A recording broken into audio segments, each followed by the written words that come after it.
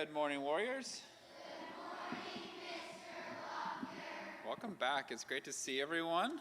Very excited to get back to school. I'm sure everyone is really excited about that. Yeah, okay, good. We'll take that. Excellent. Thank you, Sterling. All right, please join me with the pledge to the Bible. I pledge allegiance to the Bible, God's holy word. I will make it a lamp unto my feet and a light unto my path. I will hide its words in my heart, that I might not sin against God. Join me in the pledge to the flag. I pledge allegiance to the flag of the United States of America and to the republic for which it stands, one nation, under God, indivisible, with liberty and justice for all. We've been working through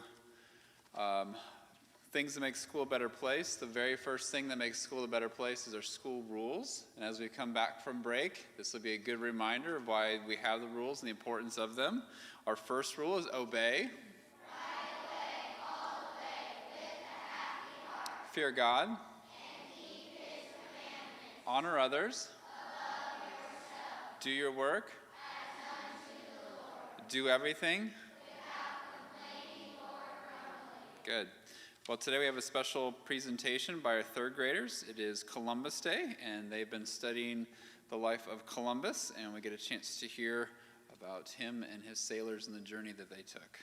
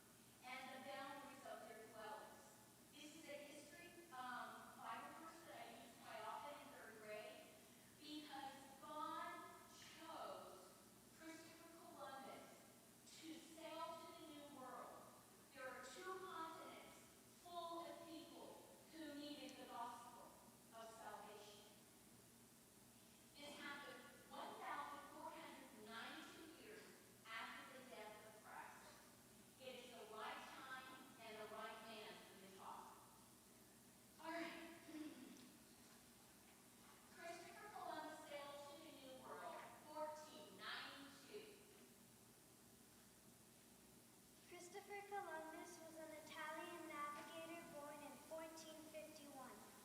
He grew up in the seaport town of Genoa, Italy, and moved to Lisbon, Portugal in 1484. He moved to Portugal to work with his brother Bartholomew, who made maps for ship owners. Columbus learned much about navigation at Prince Henry the Navigator's Observatory. Prince Henry the Navigator's Observatory was a school that attracted many experts from different nations. They were experts in cartography, astronomy, and navigation.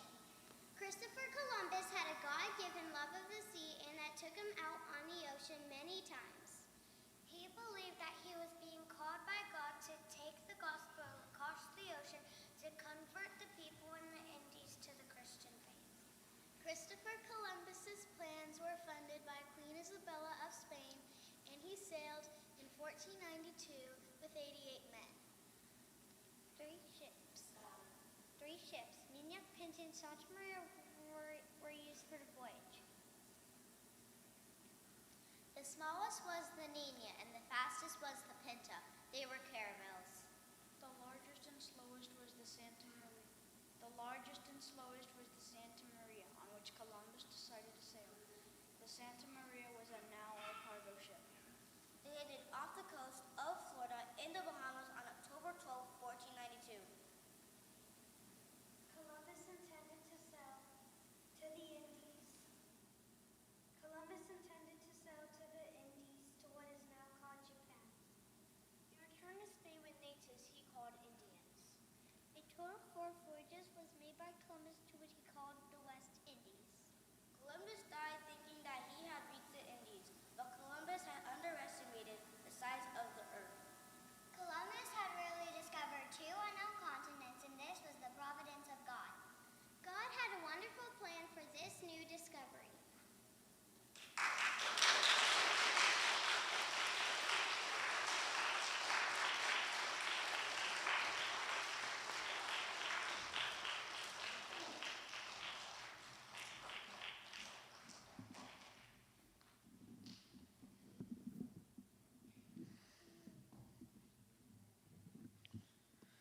Thank you, third grade. Well done. We are in a new month, which means that we are learning a new hymn of the month. I'll ask Ms. Stomajo to come down and join me. This is a hymn that we sang last year, so those of you that were here last year will remember it. The hymn is He Leadeth Me.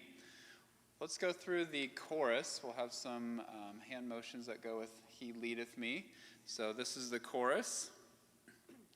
He leadeth me, he leadeth me, by his own hand he leadeth me, his faithful follower I would be, for by his hand he leadeth me. Let's try it all together.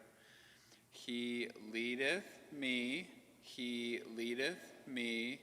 by his own hand he leadeth me, his faithful follower I would be, for by his hand he leadeth me. We're going to just sing the first 2 verses. In the second verse, there is something that's maybe unfamiliar to us, and we talked about it last year, but there's a phrase. So the line goes, sometimes mid scenes of deepest gloom, which is dark, gloomy. So sometimes when it's really dark and gloomy and things aren't very good. And then it says, sometimes where Eden's bowers bloom. Does anyone remember when we talked about Eden's bowers bloom? What is the word bowers bloom? What is it talking about? The bowers blooming. 6th grade, I'm looking to you. Brogan's looking around like, not me. So a bowers is a big shade tree or a big plant that vines and has big leaves, and it's a nice shady spot. So in a hot South Texas sun, when you get under a shade tree, it's that calm, that cool place. So sometimes when it's dark and gloomy, or sometimes when it's this nice shady place, God leads us. So we'll sing verses 1 and 2.